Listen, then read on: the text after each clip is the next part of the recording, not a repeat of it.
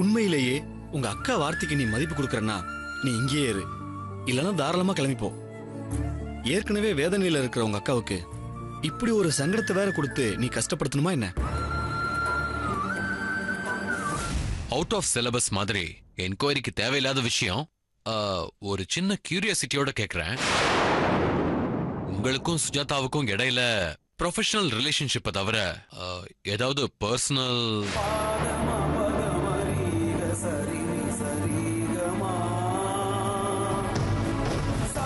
Nothing.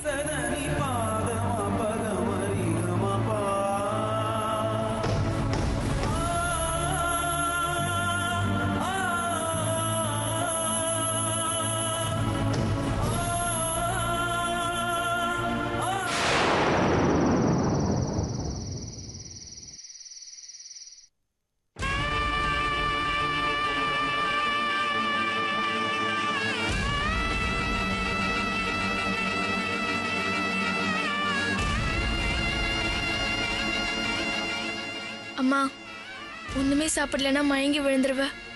அக்கா விஷயத்த கேட்டதுல இருந்து எனக்கே லோ பிபி வந்துருச்சுமா.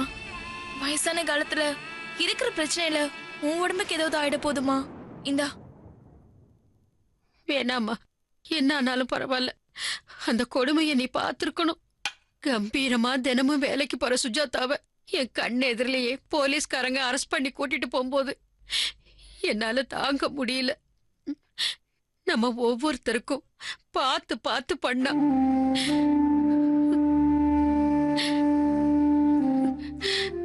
கடவுள் அவளுக்கு இப்படி ஒரு கஷ்டத்தை கொடுக்கணுமா?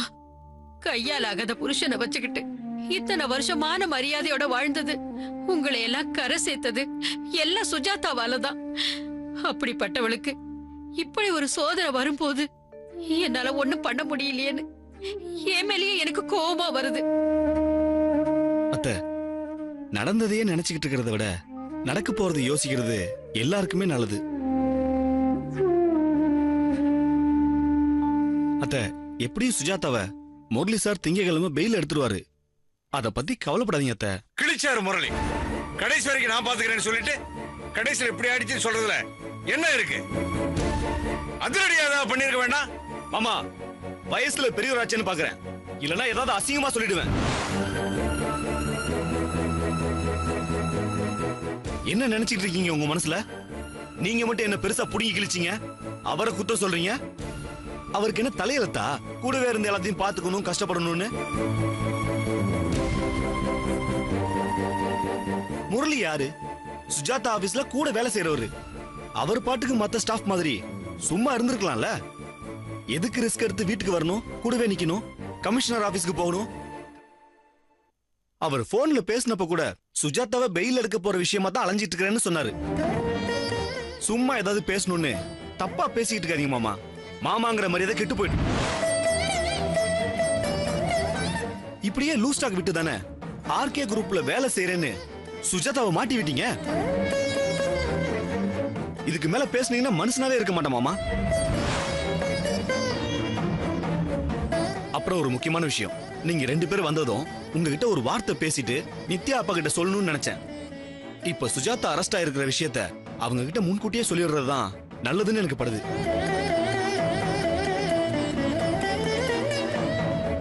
ஆமாமா, எனக்கும் அதுதான் சரின்னு படுது. இந்த பிரகாஷ் கல்யாணம் முடியற வரைக்கும் இந்த விஷயத்த சொல்லாம அக்கா கோவமா இருக்கிறதுனால வரலன்னு எங்களை பொய் சொல்றாமா. ஆனா நானும் இவரும் முடியவே முடியாதுன்னு சொல்லிட்டோம். இந்த விஷயம் ஒருவேளை அவங்க அப்பாவுக்கு தெரிஞ்சதுன்னா ரொம்ப தப்பா போயிடும். எதுக்காக மறைச்சீங்க? அப்போ உண்மையிலே சுஜாதா தப்பு பண்ணிருக்காங்களாங்கிற அளவுக்கு கொண்டு போய் விட்டுரும். என்ன சொல்றீங்க அத்தை? எது நல்லதுன்னு உங்களுக்கு படுதோ அதையே பண்ணுங்க மாப்பிள்ள. பிரகாஷ் சொல்றது எல்லாம் ஒரு பொருட்டாவே எடுத்துக்காதீங்க. அவனுக்கு காரியம் ஆகணும்னா என்ன வேணாலும் பண்ணுவான். நன்றி கட்டவன். ஏன் முகத்தை ஏன் பாக்குறீங்க? நான் பேசுனதா எல்லாமே தப்பா படுது உங்களுக்கு. எனக்கு மட்டும் என் பொண்ணு ஜெயில இருக்கிறது கஷ்டமா இல்லையா? பொம்பளைங்க நீங்க வாய் விட்டு அலறீங்க, நான் ஆம்பளை உள்ளுக்குள்ளாரே கஷ்டப்பட்டு அழுதுகிட்டு இருக்கேன். சேகர், நீ சொன்ன மாதிரி இந்த விஷயத்த சொல்லிடுறதா நல்லது. பெரிய இடம் நாளைக்கு தெரிஞ்சா தப்பா போயிடும். இப்பதான் நீங்க சரியா பேச ஆரம்பிச்சிருக்கீங்க. அப்பப்ப இவரை விட்டு உங்களுக்கு ஷாக் ட்ரீட்மெண்ட் கொடுத்தாதான் சரியா இருக்கும்னு தோணுது. ஏங்க, நீங்க நித்யா அப்பாவுக்கு இப்பவே ஃபோன் பண்ணி சொல்லிடுங்க.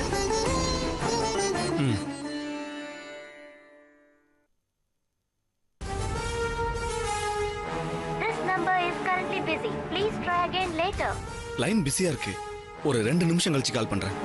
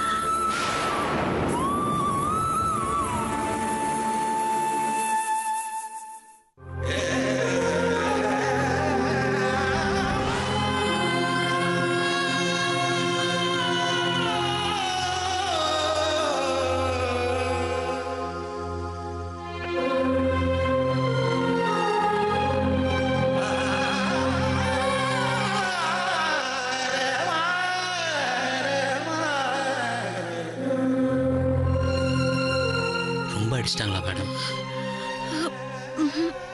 உண்மையை சொல்லுங்க, பயப்படாதீங்க. உங்களை அடிச்சவங்க யாருன்னு சொல்லுங்க. இல்ல முரளி, ஆக்சுவலி ஒரு லேடி இன்ஸ்பெக்டர் அடிக்கிற மாதிரி என்ன மிரட்டிட்டு வந்தாங்க.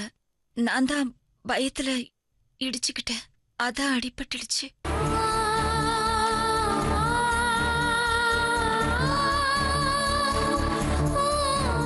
மனசுக்கு ரொம்ப கஷ்டமா இருக்கு மேடம் உங்களை இப்படி பார்க்கிறதுக்கு. இப்படி ஒரு அவமானத்தையும் அசிங்கத்தையும் அனுபவிக்கணும்னு எழுதி இருக்கு. என்ன பண்ண முடியும்? அந்த பணத்தை பத்தி டிசி கேட்டப்போவே உண்மையை சொல்லிருக்கலாமே. இப்போ அதுதானே உங்களை அரெஸ்ட் பண்ற அளவுக்கு கொண்டு வந்திருக்கு. இல்ல முரளி, இப்போ இந்த விஷயம் தெரிஞ்சா நித்யாவோட அப்பா, அதான் பிரகாஷோட மாமனார், அவர்கிட்ட இந்த பண விஷயத்தெல்லாம் சொல்லி டிரான்சாக்ஷன் டீடைல்ஸ் கேட்பாங்க. இதனால பிரகாஷோட கல்யாணத்துல எந்த பிரச்சனையும் வந்துடக்கூடாது.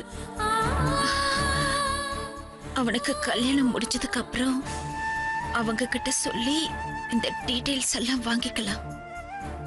அதுக்காக இவ்வளவு கஷ்டத்தையும் வலியும் நீங்க அனுபவிக்கணுமா? பழகிடுச்சு முரளி. என் தாத்தாக்கு நான் பண்ணி கொடுத்த கமிட்மெண்ட்.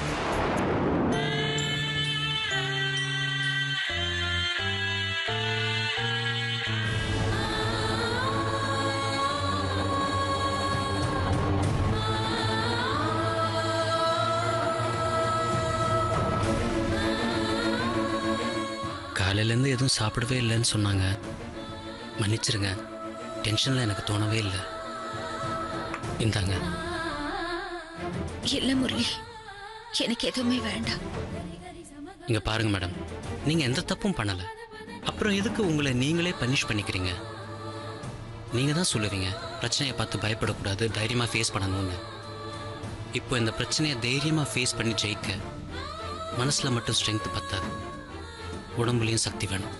ப்ளீஸ் கொஞ்சம் சாப்பிடுங்க.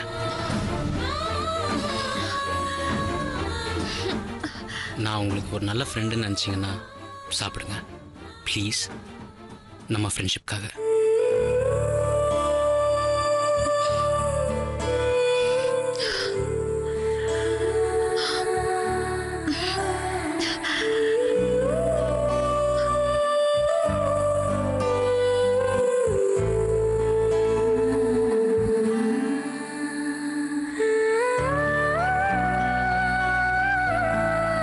சாப்பிடுங்க மேடம், இதுதான் நான் உங்களுக்கு தர லாஸ்ட் சான்ஸ்.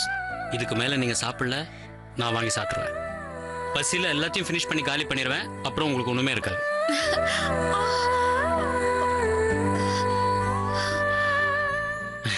இதுதான், இப்படியே இருங்க. முதல்ல சாப்பிடுங்க.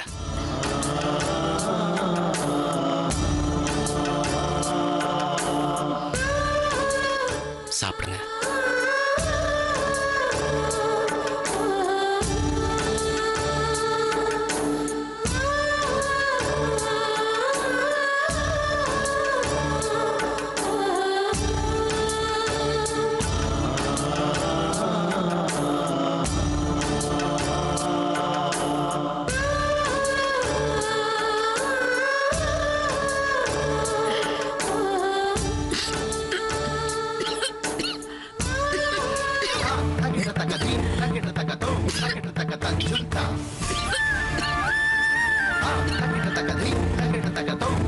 தக்க தக்க திமிதா தரகடா தரகடா தரகடா தக்கிட்ட தக்கிட்ட தத்தா தித்தா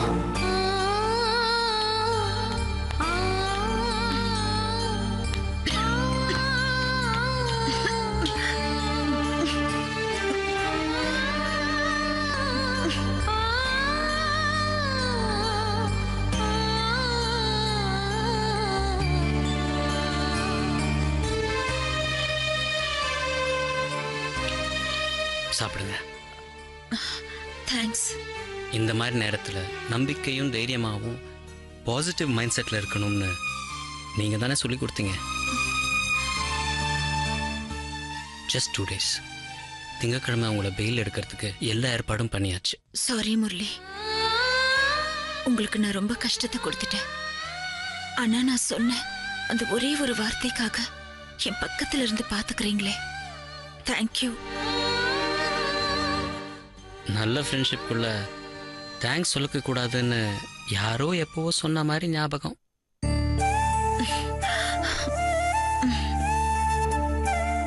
மேம், உங்க வீட்டாளுங்க கிட்ட ஃபோன்ல பேசணும்னா பேசுறங்க.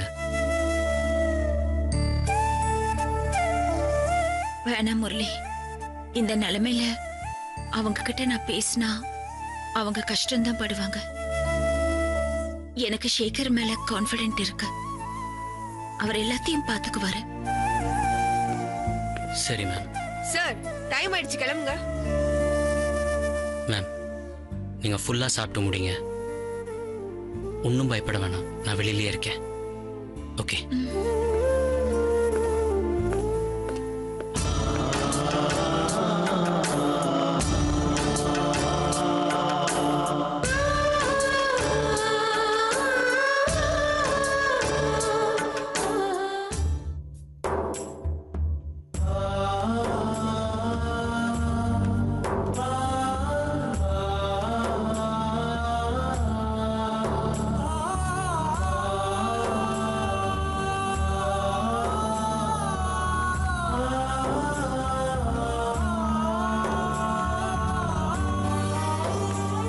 பிருந்தா, அண்ணனுக்கு இப்ப எப்படி இருக்கு? இன்னும் சுயநினைவு வரல. ஈவினிங் 6 மணிக்கு நினைவு திரும்புற மாதிரி இருந்துச்சு. மறுபடியும் மயக்கமாயிட்டாரு. நீ மட்டும் தனியாவா வந்த? இல்ல பிருந்தா, என் பொண்ணு வரேன்னு ஒரே அழுக. இப்பதான் வைரல் ஃபீவர் வந்து படாத பாடு படுத்துருச்சு. அதான் ஹாஸ்பிட்டலுக்குள்ள வந்தா திரும்பவும் இன்ஃபெக்ஷன் ஆயிடுமோன்னு வெளியில கார்ல அவரோட உட்கார்ந்துட்டு இருக்கா. சாரி அலமு, உன்னை ரொம்ப சிரமப்படுத்திட்டேன்னு நினைக்கிறேன். பாவம், என்னால உன் ஹஸ்பண்டுக்கும் மஞ்சுவுக்கு வேற கஷ்டம். பிருந்தா, இந்த மாதிரி பேசுறதா எனக்கு ரொம்ப கஷ்டமா இருக்கு. ஃபேமிலி ஃப்ரெண்டா இருந்துகிட்டு இந்த ஹெல்ப் கூட பண்ணலனா எப்படி? எப்படியும் சாப்பிட்டு இருக்க மாட்டேன்னு எனக்கு தெரியும். அதான் வீட்ல இருந்து இட்லி எடுத்துட்டு வந்திருக்கேன். உன் உடம்புல கொஞ்சமாவது சக்தி இருந்தா தானே 2 பேரையும் நல்லா பாத்துக்க முடியும். ஒழுங்கு மரியாதை நல்லா சாப்பிடு. பையன் சாப்பிட்டானா இல்லையா? இந்தா, நீ சொன்ன மாதிரி உனக்கும் உன் பையனுக்கும் சேஞ்ச் பண்றதுக்கு dress, brush, toothpaste, soap எல்லாமே கொண்டு வந்திருக்கேன். உன் வீட்டு சாவிய பையில தான் போட்டிருக்கேன். எங்க பிருந்தா, உங்க அண்ணனை காணோம்? ஏதாவது வாங்கிட்டு வர வெளியே அனுப்பிருக்கியா? என்னாச்சு பிருந்தா? இந்த நிமிஷம் வரைக்கும் ஹாஸ்பிட்டலுக்கு அண்ணன் வரவே இல்ல. என்னடி சொல்ற? நிஜமாவே இன்னும் வந்து பாக்கலையா? என்ன மனுஷன்டி உங்க அண்ணன்? ஒரு தங்கச்சி புருஷன் ஆக்சிடென்ட்ல அடிபட்டு கிடக்குறானா அலறி அடிச்சுட்டு உன் பக்கத்துல வந்து இல்ல நிக்கணும். இன்னும் வந்து பாக்கலங்கிற நினைச்சால பத்திக்கிட்டு வருது. அவர் எங்கேயாவது பார்த்தேன்னு வெயி, தப்பா நினைச்சாலும் பரவாயில்லன்னு அப்படியே 4 வார்த்தை நாக்க பிடிக்கிட்டு சாகுற மாதிரி கேட்டுட்டு காரி துப்பிட்டு போயிடுவேன். சாகுற மாதிரி கேட்டுட்டு காரி துப்பிட்டு போயிடுவேன். இத பாரு, தங்கச்சி கஷ்டத்துல இருக்கான்னு தெரிஞ்சு வராம இருக்கிற கல்நெஞ்சுக்காரன என் ஜென்மத்திலே பாக்கல. இந்த அண்ணனுக்கு தான் கல்யாணம் பண்ணி வைக்கிறேன்னு பையனை கவனிக்காம சந்தான அண்ணன் கூட தினமும் சண்டை போட்டுட்டு அண்ணன் அண்ணன் அலைஞ்சியா? இப்ப பாரு, சொந்தம் பந்தம்னு சொல்லிக்க ஒருத்தர் கூட ஹாஸ்பிட்டல் பக்கம் எட்டி பாக்கல. அண்ணனும் அர்ச்சனாவும் தான் வரல. ஆனா கடைசி தங்கச்சி சந்தியா இருக்கால, அவ அப்பவே வந்துட்டா. இவ்வளவு நேரம் என் கூட தான் இருந்தா. ஹாஸ்பிட்டல் செலவுக்கு 25,000 ரூபாவை கவுண்டர்ல கட்டிட்டு போயிருக்கா. பரவாயில்லையே, கூட பிறந்த 3 பேர்ல ஒருத்தியாவது பாசமா இருக்காளே. அத நினைச்சு மனசை ஆறுதல் படுத்திக்க வேண்டியதுதான். ஆனா உங்க அண்ணன் என்ன நொண்டி சாக்கு பின்னாடி வந்து சொன்னாலும் ஓடி வந்து பார்க்காதது மன்னிக்க முடியாத பெரிய தப்புதான். நான் கூட அண்ணன் இவ்வளவு மோசமா இருக்கும்னு எதிர்பார்க்கல. தனி ஆளா பையனை வச்சுக்கிட்டு எங்கேயும் அங்கேயுமா அல்லாடுறது ரொம்ப கஷ்டமா இருக்கு. என்னால தாங்க முடியலடி. பிருந்தா, அழாத. எந்த உதவியா இருந்தாலும் என்கிட்ட கேளு, நான் செய்யறேன். பிருந்தா, அவர்தான் கால் பண்றாரு. நாளைக்கு காலையில மஞ்சுவ ஸ்கூலுக்கு அனுப்பணுமே, லேட் ஆயிடுச்சுன்னு போன் பண்றாருன்னு நினைக்கிறேன். சரி, நான் கிளம்புறேன். அண்ணனுக்கு ஒண்ணும் ஆகாது, கவலைப்படாத. ஏதாவது வேணும்னா கால் பண்ண என்ன. வரேன்.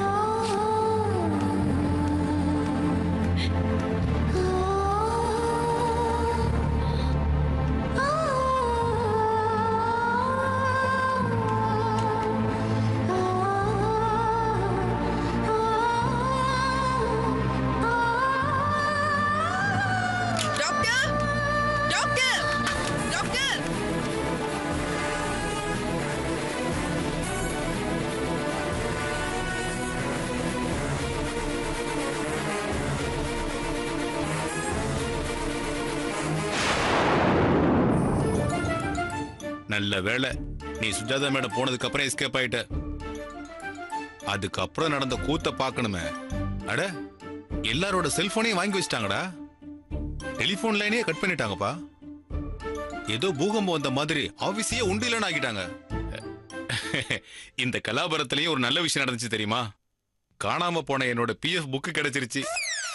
டூப்ளிகேட் அப்ளை பண்ணணும்னு நினைச்சிட்டு இருந்தேன்ப்பா. அவங்க வீட்லயும் அதே கதை தான். ரெய்ட் பண்றேன்னு அவங்க வீட்டையும் உண்டு இல்லைன்னு பண்ணிட்டாங்க. சுஜாதா மேடம் எப்படி இருக்காங்க? அவங்கள பார்க்க அலோவ் பண்றாங்களா? வேற யாருக்காவது இந்த மாதிரி ஆயிருந்தா ரொம்ப அப்செட் ஆகி உடம்புக்கு ஏதாவது ஆயிருக்கும். ஆனா மேடம் இந்த விஷயத்துல ரொம்ப தைரியமா இருக்காங்க. மனசுக்குள்ள வலியும் வேதனையும் இருந்தாலும் அதை ஓவர் கம் பண்ணி ஃபேஸ் பண்ற கட்ஸ் அவங்களுக்கு இருக்குடா. இப்ப மண்டே கண்டிப்பா உங்களுக்கு பெயில் கிடைக்கும்னு சொல்றியே, எதை வச்சு சொல்ற? ஆர்கே குரூப் பண்ண ஃப்ராட் தனத்துல டைரக்டா இவங்க சம்மந்தப்பட்டிருக்காங்கங்கிற ஆதாரம் போலீஸ்க்கு கிடைக்கல. எக்ஸப்ட் அவங்க அப்பா அங்க வேலை பண்றாருங்கிற விஷயம் அண்ட் வீட்டில் கிடைச்ச அந்த 2 lakhs. 2 lakhs-ஆ? என்னடா சொல்ற? ஆமாடா, அவங்க தம்பிக்காக அவங்க மாமனார் கொடுத்த பணம். அதுக்கான டீட்டெயில்ஸ் எல்லாம் மண்டே மார்னிங் வந்துடும். ஸோ அந்த ப்ராப்ளம் சால்வ் ஆகிடும். ஆனால் அவங்க அப்பா வேலைக்கு ரீசெண்டாக தான் போயிருக்காரு. ஆனால் அந்த லோன் விஷயம் கிட்டத்தட்ட 1 வருஷத்துக்கு மேலே ஆயிடுச்சு. அதனால சுஜாதாவுக்கு எதிராக வலுவான ஆதாரங்கள் காட்டுறதுக்கு எதுவுமே இல்லை. பரவாயில்லையாடா, விட்டா வக்கீல் மாதிரி கோர்ட்டுக்கு போய் நீயே வாதாடிடுவ போல இருக்கு. டேய், தமாஷ் பண்ணுறதுக்கெல்லாம் இது நேரமா? இப்போ ஃபர்ஸ்ட் ப்ரையாரிட்டி இவங்களை நல்லபடியாக மண்டே வெளில கொண்டாடணும். அடுத்தது தான் ரொம்ப இம்பார்ட்டண்ட்டான விஷயம். நம்ம பேங்க்கில் வச்சுருந்த ஒரிஜினல் டாக்குமெண்ட்ஸை ஆர்கே குரூப் எப்படி எடுத்துக்கிட்டு போய் டூப்ளிகேட்ஸோட ரீப்ளேஸ் பண்ணாங்கன்னு கண்டுபிடிக்கணும். கண்டிப்பாக நம்ம பேங்க் ஸ்டாஃப் யாரோ ஒருத்தருடைய உதவி இல்லாமல் இதை பண்ணியிருக்க சான்ஸே இல்லை. அந்த ஒரிஜினல் டாக்குமெண்ட்ஸ் வச்சுருந்த லாக்கர் நம்பரு, அதோடைய சாவி எல்லாம் தெரிஞ்சவங்கள வச்சு தான் ஆர்கே குரூப் யூஸ் பண்ணியிருக்கணும். அந்த பிளாக் ஷீப் யாருன்னு கண்டுபிடிக்கணும். அந்த ஆளை போலீஸ்கிட்ட பிடிச்சி கொடுத்து மேடம் மேலே தப்பு இல்லைன்னு நான் நிரூபிக்கணும். அது யாரா இருக்கும்னு யோசிச்சுட்டு இருக்கேன். கூடிய சீக்கிரம் கண்டுபிடிச்சிருவேன்டா.